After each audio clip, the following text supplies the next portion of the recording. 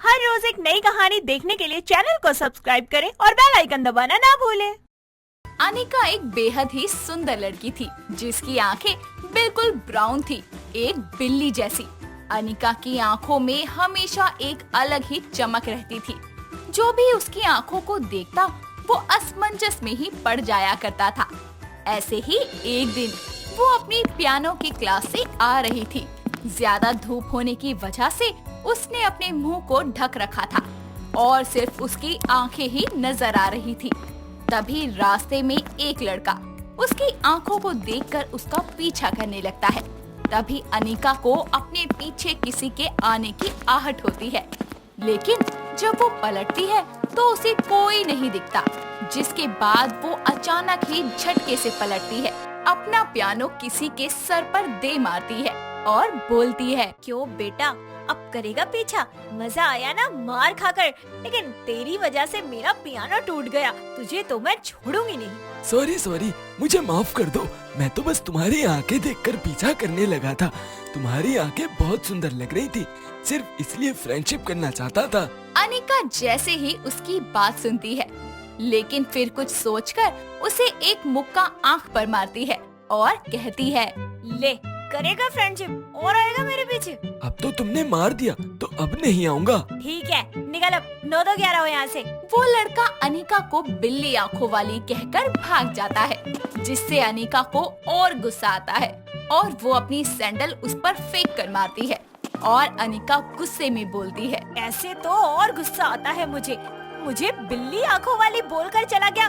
गलती कर दी उसे छोड़कर। उस संतरे के छिलके को तो वहीं निचोड़ देना चाहिए था। अनिका गुस्से में घर आ ही रही होती है कि तभी एक स्कूटी वाला लड़का, जिसका नाम रुद्र था, वो उसे अपनी स्कूटी से धक्का देकर गिरा देता है।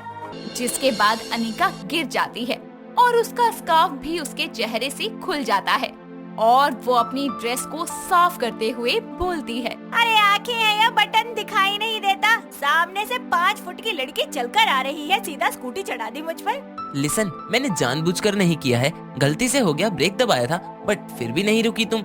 मैं माफी मांगता हूँ इस बात की। Again I am sorry. तुम्हारे सॉरी कह देने से क्या होगा? अरे 20 सड़क में स्कूटी मार के गिरा दिया तुमने मुझे, चोट लग गई मुझे। क्या तुम्हारे सॉरी बोल देने से मेरी चोट ठीक हो जाएगी? अगर इस स्कूटी पर मैं बैठी होती, मैंने तुम्हें गिराया होता, मैं तुम्हें सॉरी बोलती, फिर तुम्हें कैसा लगता? रुद्र उसकी बातें सुनता रहता है। उसे कुछ समझ नहीं आता कि उसके आसपास क्या हो रहा है। वो बस अनिका की ब्राउन आंखें, जो कि बिल्ली जैसी थी, उसमें खो सा जाता है।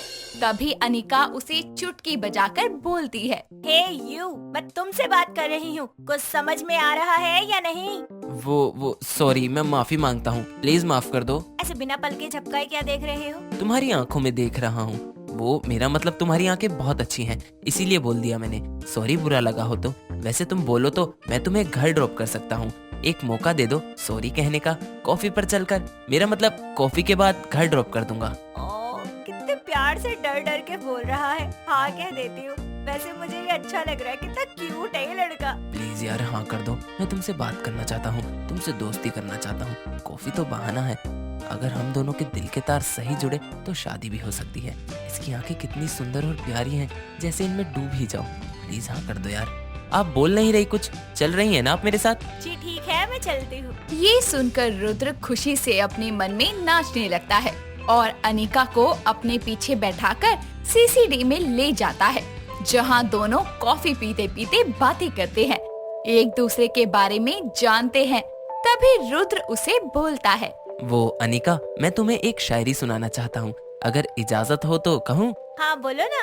दिल तो यूं ही बदनाम है इश्क में, सारा कसूर तो इन बिल्ली आंखों का है। एक और है, कुछ कशिश है तेरी आंखों में, कि कुछ कशिश है तेरी आंखों में, तुझे देखा और तेरा हो गया। वाह, तुम तो शायरी भी कर लेते हो। अब क्या करें, जब सामने शख्स ही लाजवाब हो तो बेजान शायरी भी जानदार हो जाती है। अरे वाह, वैसे तुम मुझे अच्छे लगे, मुझसे दोस्ती करोगे? यही तो चाहता था मैं। जरूर, क्यों नहीं, इतनी अच्छी लड़की से मेरी दोस्ती होगी तो जरूर करूँगा। अच्छा अब टाइम हो गया, मुझे घर भी जाना है, ड्रॉप कर दो। ओके कर देता हूँ, चलो। अनिका रुद्र के साथ ही उसे पकड़कर बैठ जाती है। आगे ब्रेकर मिलने की वजह से उसे धक्का लगता है और वो रुद्र को कसकर पकड़ लेती है।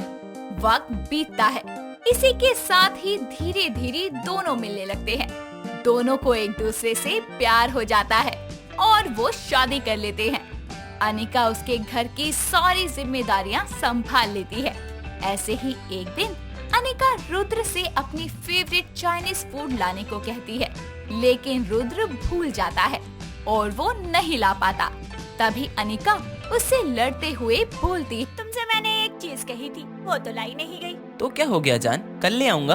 रहने दो, 2 बार से तुम यही बहाना बना रहे हो, हमेशा यही बोलते हो। अनिका मैं जानबूझकर तो नहीं कर रहा ना। रुद्र, तुम मुझे कभी खुश नहीं कर सकते। ऐसे घूर क्या रही हो बिल्ली की तरह? वैसे भी बिल्ली जैसी आंखें हैं तुम्हारी। अच्छा, मैं घूर रही हूँ? बिल्ली जैसी आंखें हैं मेरी? और क्या, कंजी आंखों वाली बिल्ली जैसी। अनिका गुस्से से उसे घूरने लगती है और एक पंजा मारती है, यानी एक थप्पड़ मारती है, जिससे कि उसका नाखून उसकी गर्दन पर लग जाता है।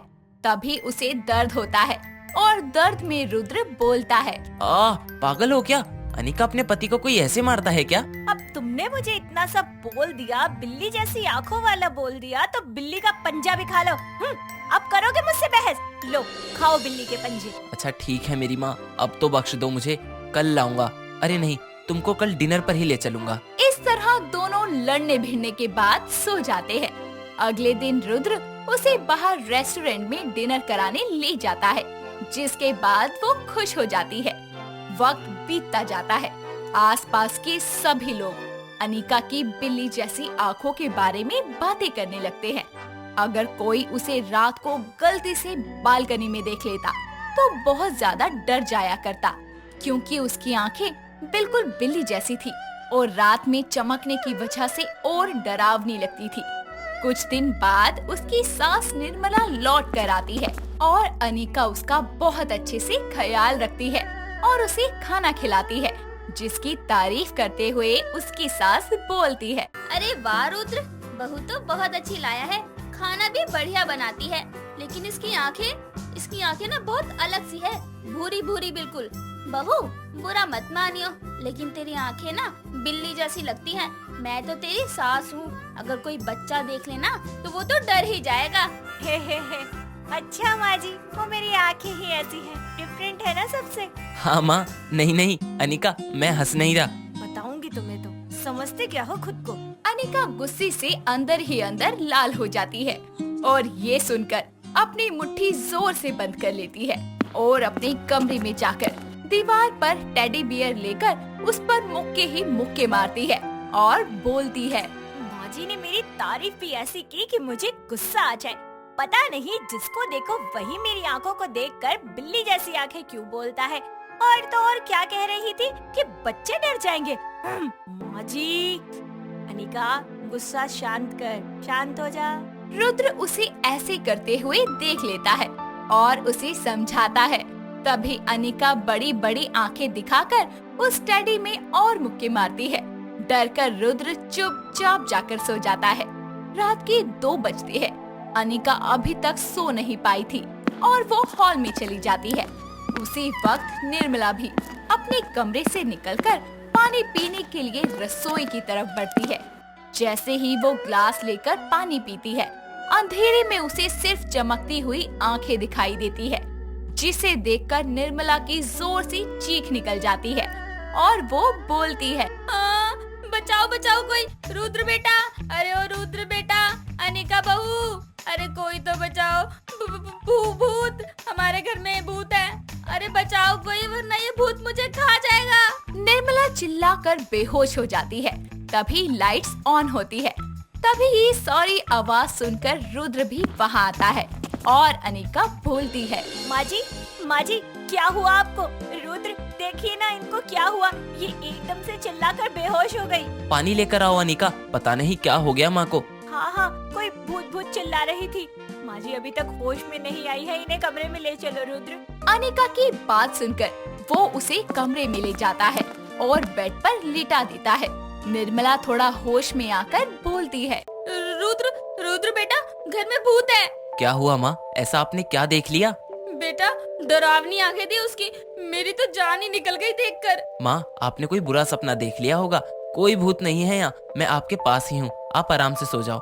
कहीं माँ अनिका की आंखें देखकर न डर गई हो? माँ जी ने मुझे तो नहीं देख लिया था रसोई में, इसीलिए शायद वो घबरा गई। सॉरी माँ जी। इस तरह अनिका अपने कमरे में सोचते सोचते सो जाती है और रुद्र रात भर अपनी माँ के पास रुकता है। अगले दिन रुद्र और अनिका उसे समझाते हैं कि निर्मला ने बुरा सपना देखा है और उसे यही मानने पर मजबूर कर देते हैं और निर्मला को कभी पता नहीं चलता कि वो बिल्ली जैसी डरावनी आंखें उसी की बहू की थी। दोस्तों, अगर आपको ये कहानी पसंद आई तो इसे लाइक करें, शेयर करें और कमेंट करके बताएं कि कहानी में आपको सबसे अच्छा क्या लगा।